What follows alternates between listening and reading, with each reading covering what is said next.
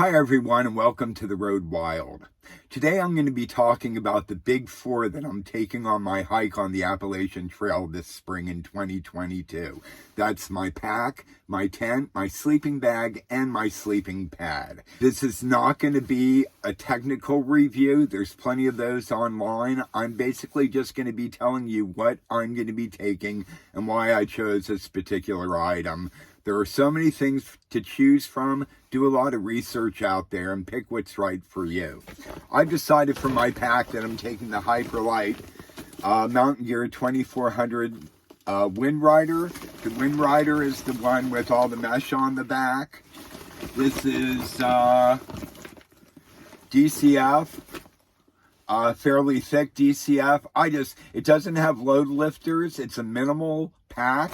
All it has is the straps and kind of a chintzy hip belt. I like it. It fits wonderfully. If you fit one perfectly to your body, then you really don't need all the load lifters. I shouldn't say perfectly. Nothing fits perfectly. But when you get one that fits right, you know it. I really like this one. I added a couple of pockets from Mount Laurel Design. These have some really big hip belt pockets. It's 49 liters, including the outside, so it's more than enough for everything that I want. It also comes in white and a lighter denier. This is actually a really popular pack this year, I guess. I'm seeing a lot of people talking about it and using it. It can carry, I think, up to 30 pounds comfortably. I'm carrying around 25 or a little bit less, so it works great for me. The second thing I'm taking is an Enlighten Equipment 20 degree Enigma. Just a stock one that they had, yellow and gray. I got an Enlighten Equipment Revelation quilt a couple of years ago, and the zipper broke on me pretty quickly, and it kind of pissed me off. I didn't expect it. I expect more from my gear than for something to break in 2 months just because I'm kicking my feet for something that should be designed to handle that. Anyway, I was on the road as I usually am, so I wasn't able to send it back and then have them fix it and send it back to me.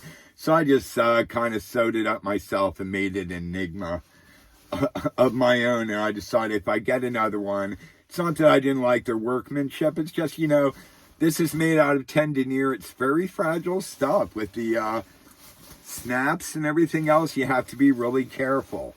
So I went with an Enigma, which has a sewn-in toe box, and I can still use it as a quilt. 20 degrees should be fine. If it gets really cold, I can put on some other layers. So my third item is my Thermarest X-Lite. I've used Thermarest all my life. Started with the really big, heavy rectangular ones, and then graduated to the Pro Lights that were still pretty big and bulky. I took one of these 3/4 on the trail 10 years ago and was not comfortable enough, so this is a full length, but I really like it. I think it's a real blessing to my sleep. I'm taking an inflatable pillow as well this time. Normally I would take a stuff sack and my clothes sack and just fill it with whatever and use it for my pillow. But I decided to actually take an inflatable one. So that should be interesting. My final item is a Z-Pax Duplex tent. If you're going to go light, you're probably going to pick a Z-Pax Duplex tent.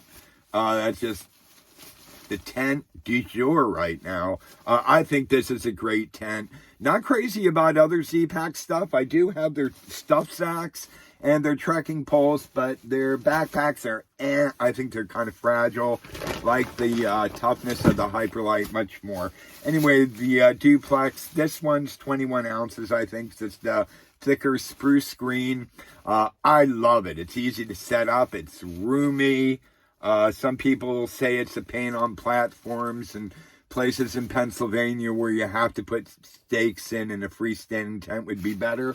And that might very well be true, but I'm taking this, and if I have a problem with it, I'll have a problem with it, I guess. So that's it 4 items. These guys cost me, let's see, probably, I don't know, on the order of at least $1,500 just for these 4.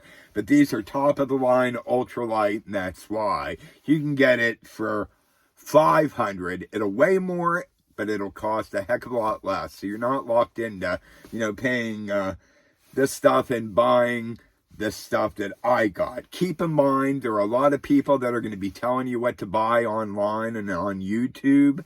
Do research of your own and find something that works for you, okay? All right, I'll see you out there on the trail.